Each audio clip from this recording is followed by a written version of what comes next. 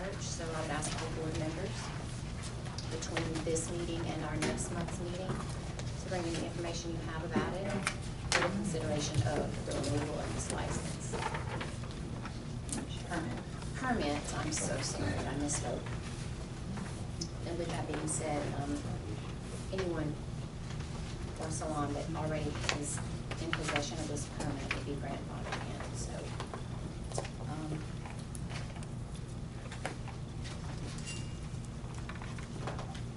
So it would be on the December agenda. Yes, December's agenda. I make a motion to add it to the December agenda. I'll second. Thank you. Okay, we have the board meeting minutes from October. Anyone want to make a motion to accept? I make a motion to accept the minutes from October. Okay. I second. Thank you. All right, so moving on to guests. We have Mr. Sam McCree today. Good morning. Good morning again. How are you all? Grand. All right, so my name is Sam McCree. I am the owner of Legacy Ford Cut Lounge, six-figure business. I've been in the industry for 28 years as both a cosmetologist and a barber, and a veteran, 32nd degree Mason, as well as an international educator, a celebrity barber. So what I speak with you all today about is not really about my accolades and things I've accomplished and achieved, but how we can make improvements for the state of Louisiana before it comes to continuing education. I am very big on education when it comes to this profession and the things that we've actually been experiencing the past 4 years since we've come back after COVID. Continuing education hours, and because I do travel abroad throughout states to look at what others go on in other states, I have been licensed in both California, New York, Tennessee, as well as North Carolina, and continuing education, not just for educators, or for instructors in schools, but continuing education for all cosmetologists across the board. Last month when I did the presentation for continuing education for cosmetologists across the state of Louisiana for everybody to further education, after speaking with a lot of cosmetologists throughout the state in my travels or through classes and seminars I've done both in and out of state since the last meeting, a lot of individuals are game type for wanting to do that. To include the stylists that I actually have that work in my establishment. The ones that have worked in my establishment don't not have a problem furthering education because they know the more educated you are, the more you can educate your guests, and the guests that you do educate are returning guests.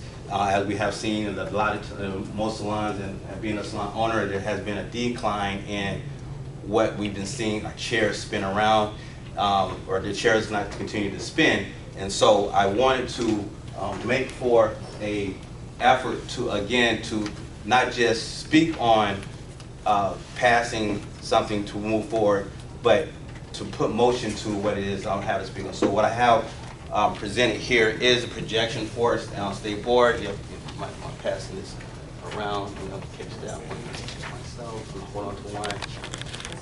There we go, thank you. As to how we can enhance what it is that we're doing and how we can make things better for the state, not just for a state, but bridge that gap. There is a divide in what we have seen both from the people that's actually in the fields that's doing the work to the students that's coming out of school who have test phobias from wanting to take the test. They'll do their hours, but they get test phobia because they're not properly prepared. All right, what is it that we can do in all educators? Throughout the educators that we have in the state, but for the people which are wanting to go across the borders to get continuing education hours in other facets throughout, either it be in the country or outside of the country. So what I have here is an enhancement curriculum, certification programs, I see that I got it there twice. That's on me. All right, regular workshops and seminars, right, and increasing our licensing fees. What I have proposed, or instead of doing license every year on your birthday, decrease the manpower of actually having to do that, is renew your license once a year within a quarter, so it has the manpower. State board have to worry about everybody's birthday trying to renew it, or do it at the top of the year, much like the barber board would do, right? and do it every 2 years versus once a year. Then, in order to renew your license, take your license that you would do it and have 8 hours a day, 8 hours a year with advanced continuing education hours. That's where if you got 16 hours at minimum, you renew your license. If you haven't renewed your license within that time period, well, either your license expires and they have to pay the fine.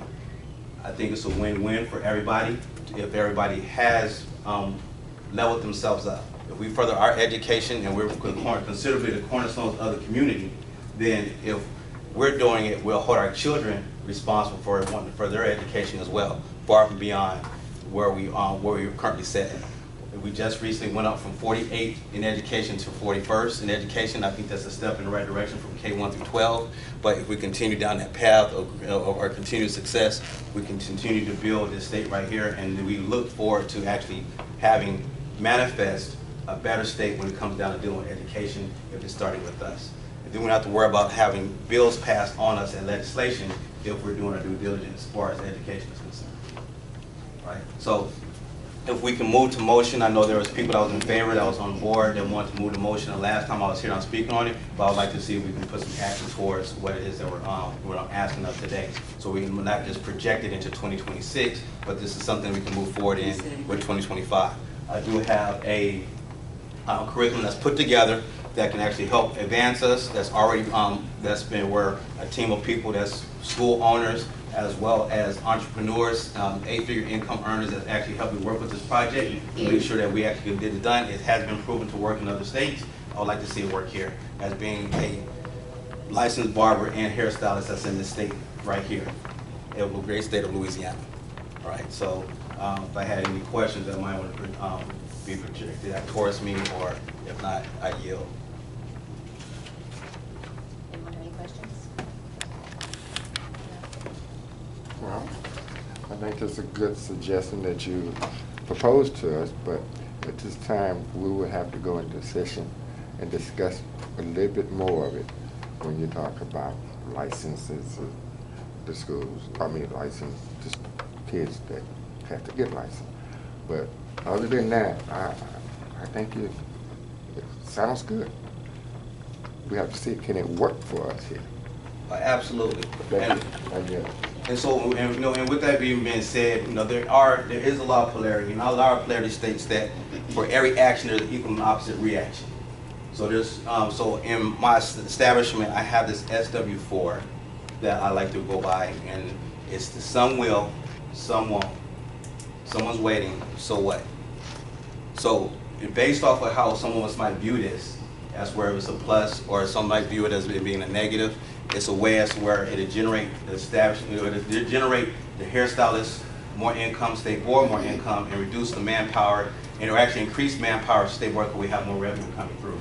And if we're talking about revenue, we're talking about whether, I'm not exactly sure the projected numbers of how many licensed cosmetologists we have in the state of Louisiana, but if we're talking the fees, what is the incentivizing stylists to want to move forward with it, as well as our board members here at State Board, right? So, Okay. So the item is not on the agenda for action today, but it is an item which would require legislation, I think, as you recognize. So the board's can't take any action today. However, you can certainly contact your legislators and ask that they put in a bill for the session. The session's not till the spring, so you have some time to be able to do that. But you would need, a sponsor in the legislature to change any of the laws as they relate to cosmetology. absolutely, and I agree wholeheartedly with that. But also, like if this is something which we are going to reject, and if it sounds great to the members that's here as well as our guests, that it doesn't just stay beyond this side of the threshold of agreeing in a meeting. I'd like to have the backing of the State Board to project this into the state of Louisiana, so where it can be effective and put into effect. So if once I guess staff gets together and decides to vote on this, The we board can has put some talked action. about some proposed legislation, but I think at this meeting they're prepared to look at proposed legislation, but that will be at a future meeting, I think. Yes. January or Yes. February. Okay, thank you. All right, you all. moving on to the business of schools. All right, the first up is Paul Mitchell, the school New Orleans. We also have Aaron here from Paul Mitchell. This is for the approval of the 500-hour manicuring curriculum and also a 500-hour alternative hair design curriculum. You'll see that in the packet.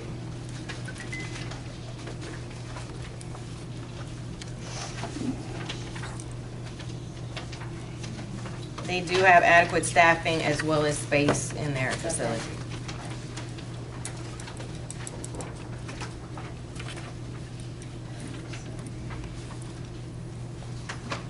I make a motion to approve Paul Mitchell New Orleans for their 500-hour manicure and 500-hour alternative hair design. Excuse me, do we have any input on that? This is the first I'm hearing of a 500-hour alternative hair design. And I happen to own a 3,000 square foot hair replacement studio. So, does this mean that I have to send my people who have 20 years of experience back to school? No, this is just, Would it be grandfathered in? all this is this is a program that the school is wanting to carry, and they just need the approval for the number of hours built into their curriculum. I see, okay. Yeah. If I'd been informed that, I wouldn't have had to interrupt your meeting. That's But okay, no, that's okay, we welcome any questions or comments. Okay, very good, thank you. We're already approved for 600, so this is really because the state only requires 500, just so everybody's aware. Yeah. And that's good. All right, or no? Okay. Now, so number 2 is also Paul Mitchell. This is the Baton Rouge School, the approval of the 500-hour alternative hair design curriculum, and also they're wanting to add satellite classrooms, so this is for the approval of their floor plans. I do have the big ones here if y'all want me to unroll them. The small ones in your packet. It's up to you guys if y'all want to see the big ones. And Erin's also here if y'all have any questions for her. Y'all want this, please? Yes. Yeah, the footage is correct, just so everybody knows, meets the requirements. There's lockers, there's adequate restrooms, 4 classrooms, more laundry room, which we're excited about. It's always a help. Yeah, we're very excited about that. As y'all know with aesthetics, you get a lot of laundry. So where is this located? Is this under the same roof? It's across the street. It's the same, pretty much almost the same property. It's right across the street, yeah. So we printed out just basic rules, the law here, just. So the purpose is just we're adding additional space. Classroom space, Yes, that's okay. it. Yep, no clinic, just so everybody's aware. No guests will be serviced there. Expanding, adding more Theory and space. practical classroom only. It's just classroom space. Okay. Yes.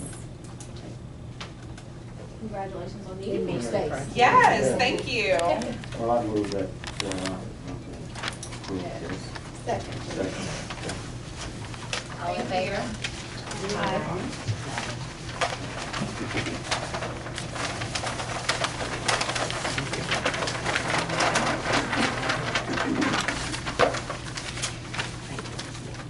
Moving on, consent agreements.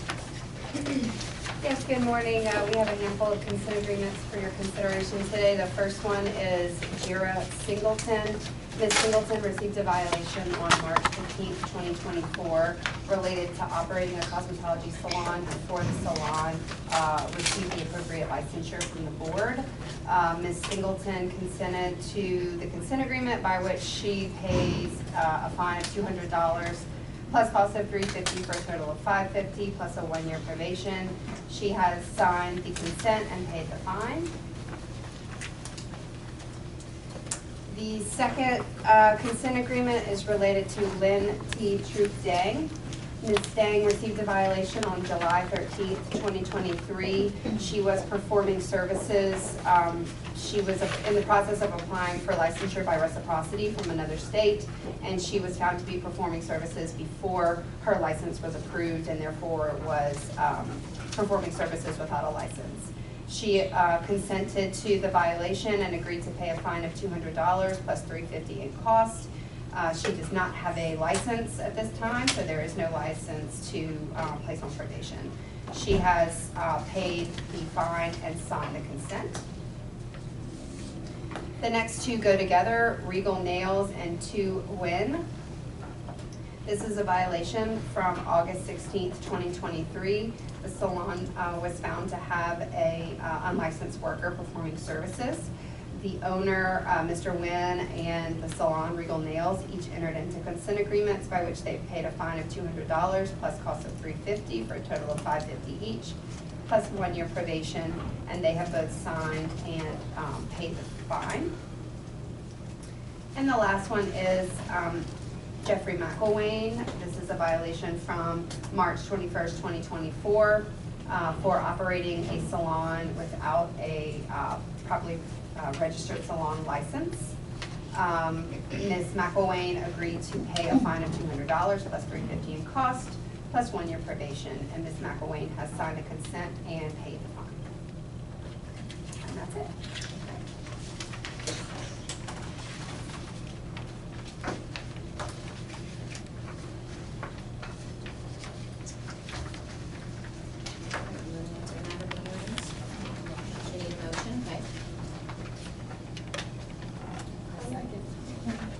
Make a motion to accept the consent agreements. Consent agreements, okay.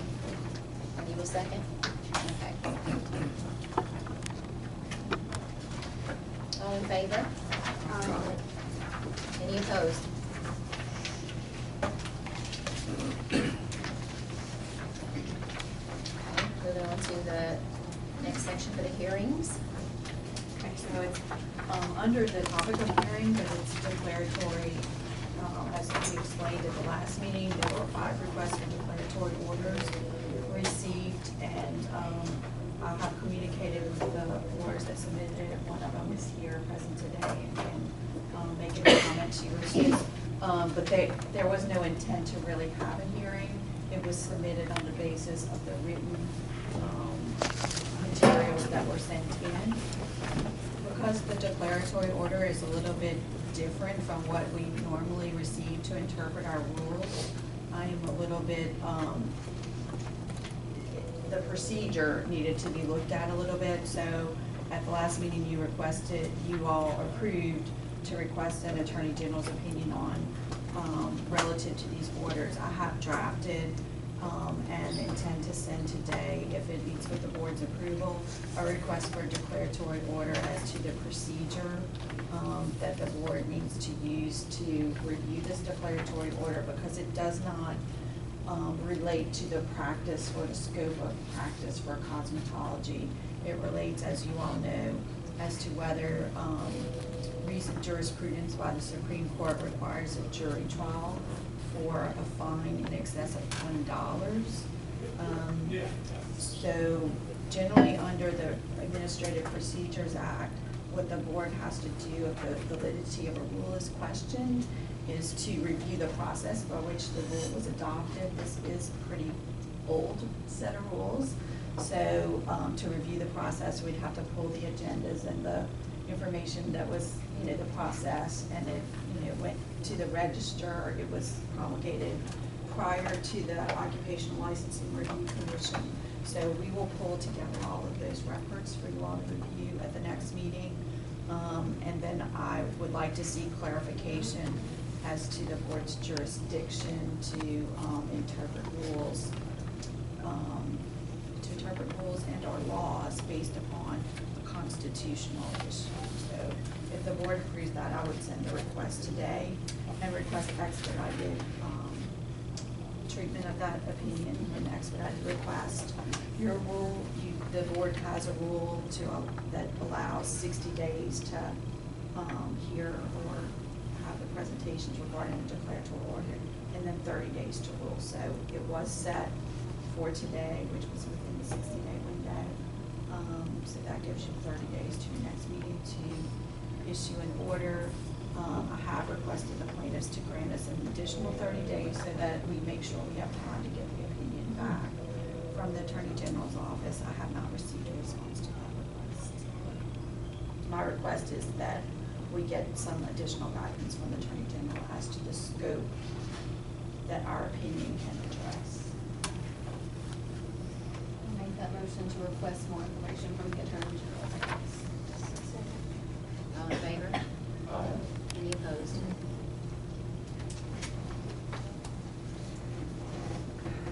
The person representing them. Did you want to speak? That's the accurate Okay. reflection of our conversation on the meeting. Okay, I just want to make sure you were okay. Thank you. All right, we're moving on to new business.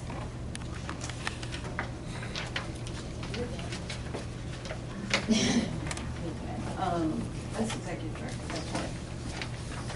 All right, well, okay, folks, here is a very, very boring section of it.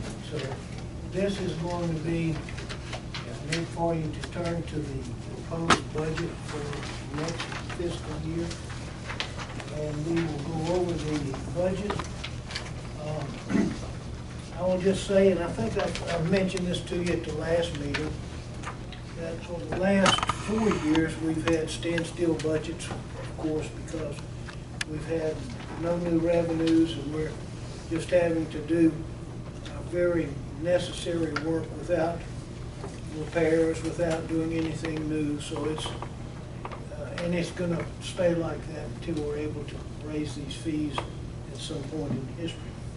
But if you will turn to your budget, this is another standstill budget with only the percentage of raises from civil service for employees that are mandatory and inflation and things like that. But if you will look on the first pages are nothing but the explanation of who we are, of what the law says we may do as far as raises, and what participation we have as far as retirements and things like that on the first 2 pages.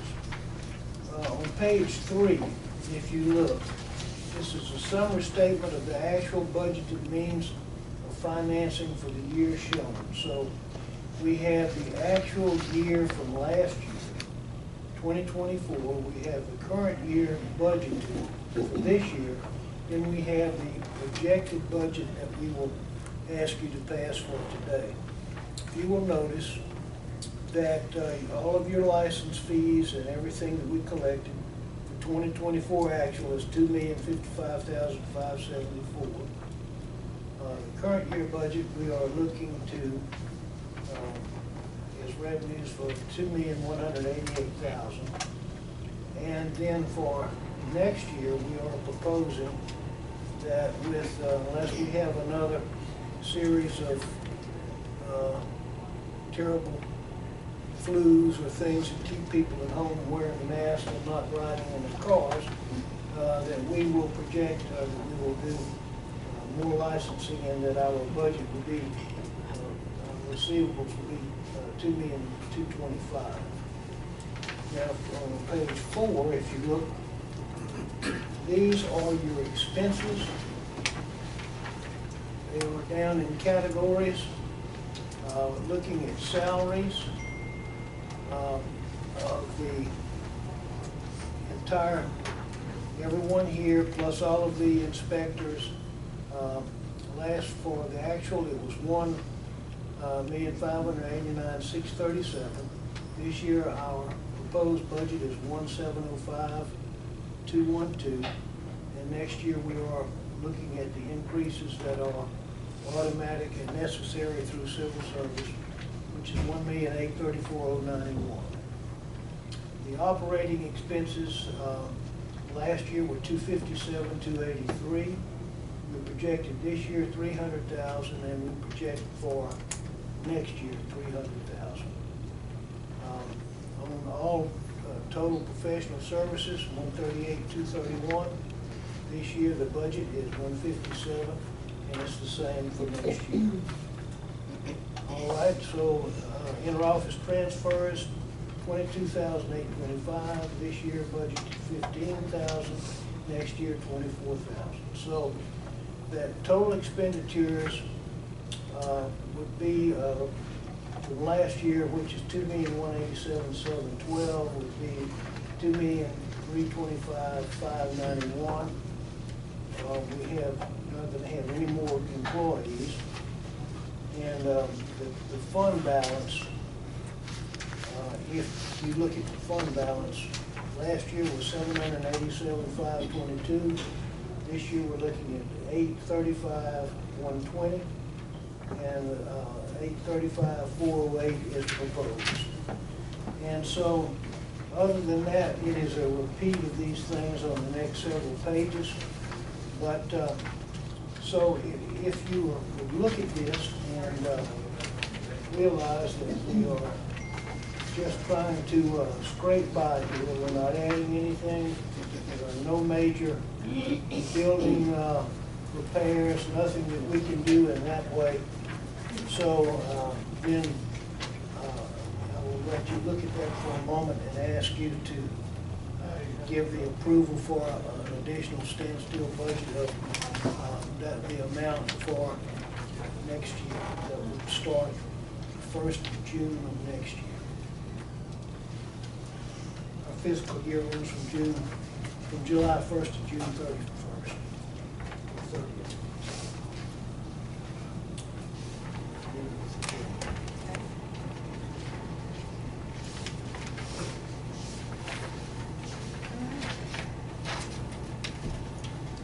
I make a motion to accept the 2026 proposed budget. All in favor? Any opposed? All right, well, yes, thank you, and I appreciate that. We are going to be trying to keep our testing and everything going. We just had one testing today for this week. Because our testing is going fine, it's going well. Do any of you have any questions for me?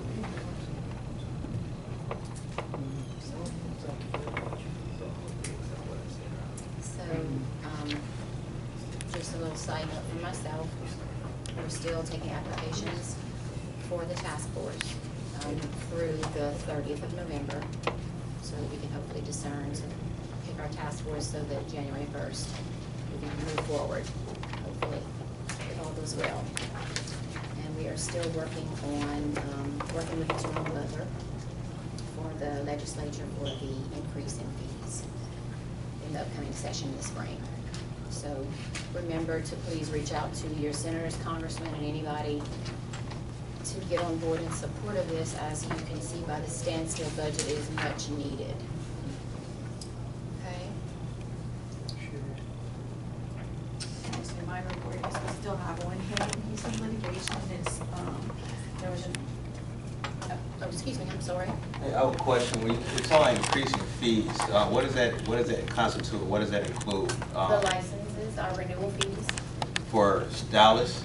for cosmetologists. For cosmetologists? Yes. Right. So, Institution, everything that the board itself issues a license for. so is that just a increase because everything else is going up, or is that a fee as where it constitutes something that's where it's a benefit for them, where we're just raising fees for the costs? No, we're raising fees so that we can meet our budget. It's No, much needed. But there is no raise in fees this year. We have to I go to the mean, we're not legislature. raising the cost of anything.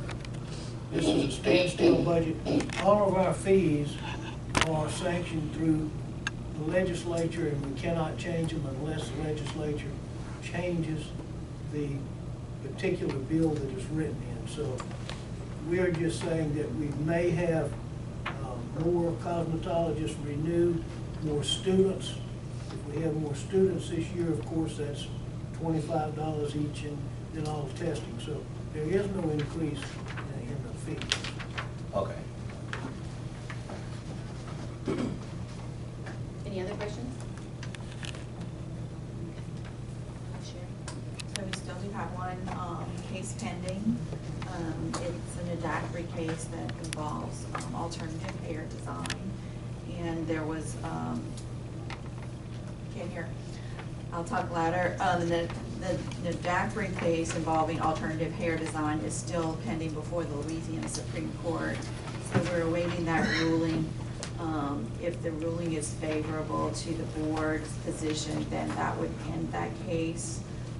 Because there's no appeal after we hear, well, could be a recurring application, but they're very rare that would be granted. If the ruling is not favorable to the board, then it would go back to the trial court because we did not put on our evidence. So we're still waiting for that ruling, hoping to get it shortly so we can move on to other things. And then we had a brief conference with Representative Butler about various ways to you know, look at the data regarding the budget and determine what would be a reasonable fee to make sure that the Cosmetology Board could sustain its current operations and implement, I think what you were asking was some improvements to technology and maybe the testing center so that the tests can be more updated and employ the use of tools that we don't have the electrical to support at this point. So improvements to the building and repairs to the building that are probably much needed because of deferred maintenance. Thank you, Sherry.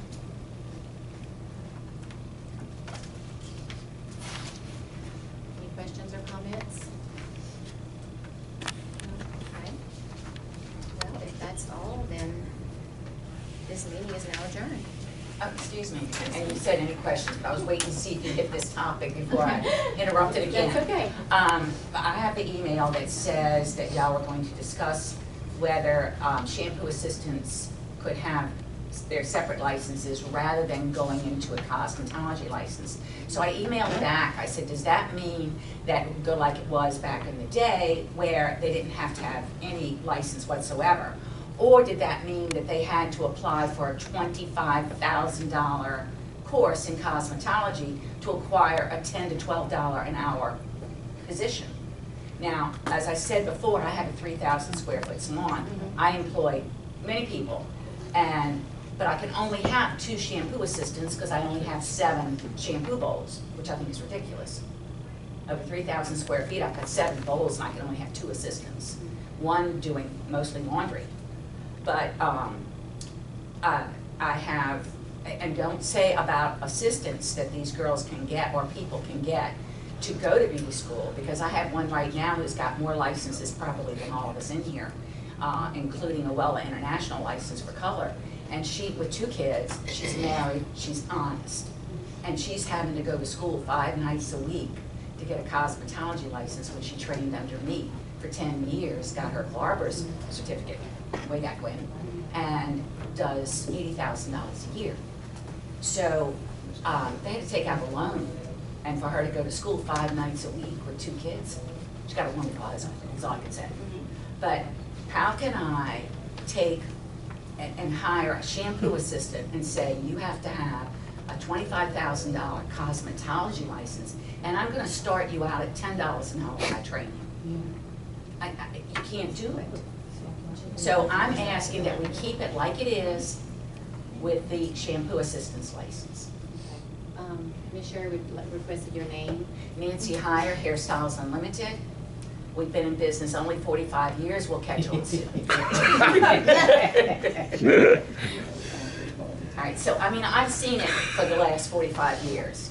You know, we were a cosmetology salon. I went to a barbershop and turned the whole place into a barbershop because I couldn't train my people. I'd get them out of school and I'd still have to pay them for a year while I was training them because, sorry to all school owners, but they couldn't walk out on the floor, and I've had some, didn't even know how to hold their shears properly. You know, so we had to retrain everyone while we were paying them. So I went to a barbershop so I could train them from the beginning. Then when alternative hair and all came in, and even though the barbers are the ones who originally started with the toupees, if y'all go back that far, which maybe a couple of us do, but most of us don't. And now I have to have licensed cosmetologists to put a wig on, or a topper, which is what mainly we sell because we specialize in fine thinning hair. But I have 1,000 square feet doing strictly styling. I have 1,000 square feet hair replacement, and 1,000 square feet as massage, electrolysis, and yes, we're licensed for all that. So to tell me that I'm gonna have to tell my stylist, I'm sorry, but now you can only take half of your clients because you gotta shampoo them, you gotta rinse the perms, you gotta take the color out, you gotta get them into a smock, you gotta get them ready, and cut their salary in half. They're gonna do what so many in our profession, and anyone who works out in the real world can tell you, most of our profession is going into their garage, right? Yeah. And they're doing hair, and are they paying y'all? No. Are they paying their taxes? No. Are they getting continued education? We have a $15,000 allotment every year for your education. Girl comes to me and says, I want to go to New York to get my international well-up. You got it. You go. I paid for her airline, I paid for her hotel, I paid for everything. Twice a year, we go to the hair loss, the only one, council, and it's all over the United States. I just took 3 other girls with me this year. I took 6 other girls with me to the Premier Beauty Show. Paid everything. That doesn't happen when you're working in your garage. So I don't want to go back to the old beauty parlor. We saw our profession rise from glorified waitresses to professionals. We can speak professional language. I can tell you all about your hair. I can tell you about your scalp. I can tell you that you're not eating properly, which is why your hair's falling out. Okay? They can't do that when they're working in their garage, and they can't pay you either. So, and don't even get me started on the nail salons. All of them have got a nasty little bed sitting in the back that they wax only, and they're not licensed. And I've talked to your people on the street, and they say, put in a complaint. I don't have time. You know, I run a business. I'm 75 years old. I work 40 hours a week. I have a house, and I have 2 other people I take care of. I don't have time to go around doing y'all's job. So please, when you start talking about making it harder for us to produce a living wage for our people, think about us who are behind the chair. Thank you. I love you. I love you too. I have a barber's license. I have every license I can have. Can I add to that? I can't, the cosmetology board won't allow me to maintain my barber's license, my barber's, I can't have barber and cosmetology, right? So I had to drop out of the barber's board because where do we make our money? Alternative hair. But now you gotta have a $25,000 license to put on. They can't afford it, is what I'm trying to tell you. And if they're a middle class, they can't get any assistance. So what do? I need my shampoo assistance. Thank you. Sorry, I get emotional. Go ahead, I'm sorry. No, you're fine, because we get emotional as well. My name is Anissa Parks. I'm with Headliners NOLA. We're basically the alternative hair design. And literally, she is talking to what we've been saying this whole time. You have people who have been doing these things for over 20 years, and now somebody say, oh, it's deemed that it needs this license. Where you have people who are doing locks who don't. They may have a license, but they don't know what to do with locks. They don't know how to color them. They don't realize it takes more colors to color locks because it's dense, right? And so what we have to do is train people. That takes 5 and 6 months to train someone, because when they're coming out there, the schools, they're not getting the right type of education. So we have to re-educate them before we even put them on the floor. I mean, like, we're not getting anything back from that.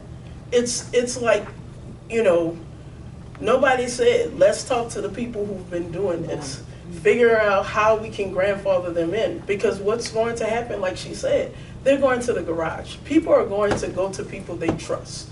And if they don't have the license, they're going to their house, and y'all not going to make the money.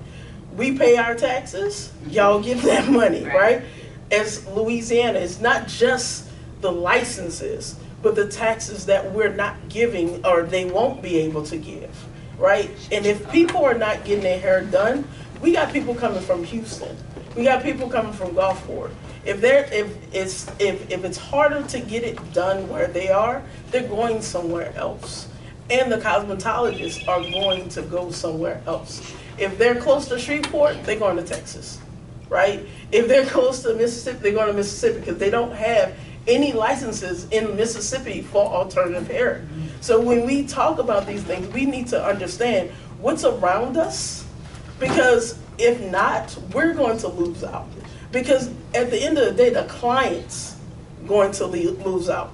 Yeah, you might have a license, but if you don't know how to retwist or you over retwist, and now you're thinning. Now we sending it to you. Sending it to her. Right. But that's not what we want. No. Right? I see it all the time. We only have 4. We have 4. We see the PTSD of people doing locks. They go get somebody and they get it done, and then they come to us and we're doing lock repairs and we're doing all these things. But if people knew from the get-go how to do it, then we won't have that. And I'm just talking about us. We're fine, right? Like, we're okay, but everybody, I'm talking about all these clients throughout Louisiana. They're not getting the right care, right? Like, they're not getting the right care. And like she said, you're going to tell somebody who's been doing something for 20 years, and nobody said, oh, this is something that needs to be standardized, and then you standardize and you basically say, oh, you got to pay $25,000 to do, and most of the schools are not teaching it correctly. They're giving you enough so you can pass, but is that even in the testing?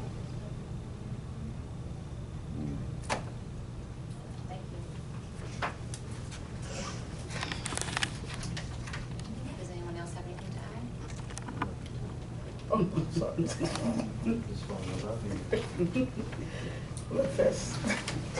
Yeah. Okay. Well, this meeting is adjourned. Thank you.